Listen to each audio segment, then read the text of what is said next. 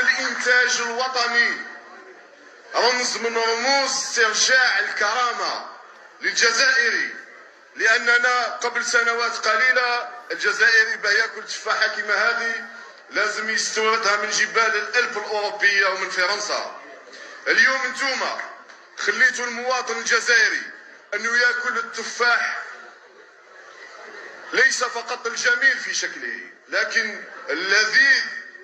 هيلة دعيتكم الله بطاجيو. خاصني أنا نقولها لكم أنا الأول. المنتخب الوطني الجزائري سيلعب افتتاحية كأس أفريقيا 2025 في المغرب أمام المنتخب السودان يوم 24 ديسمبر في الملعب مولاي الحسن بالرباط. صاي يوم 31 ديسمبر في ملعب مولاي الحسن بالرباط.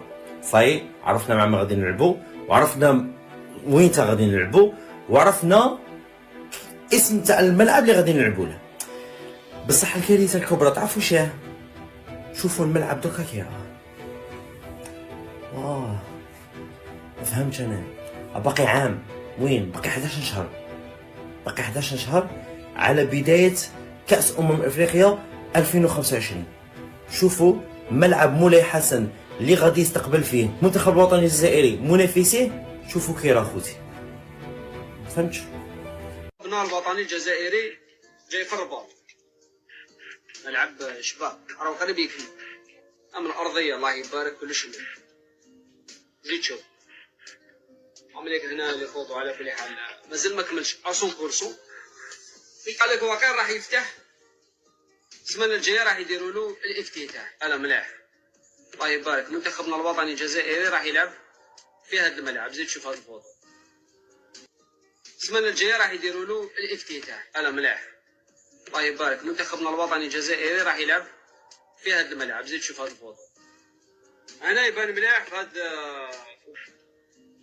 زيد شوف عمليك هنا اللي فوتوا على كل حال مازال ما كملش 100%. على أساس أن لا يمكن أن يتم الالتواء على حق تقرير الشعب الذاتي اللي كانت عبارة عن كادر محطوط يجب تمريره، أصبح نقطة من النقاط. ثم نقطة واحدة أخرى اللي هي المدة فيه تنازلات تراجع. هذا التراجع مين جاء من سيصوت. نتكلم على روسيا. دابا شموا ريحه الكاس، جاو يجريو جبروا البوطه تنفس من هذاك روندو. لا هذاك اللي دايرهم ثقوب روندي.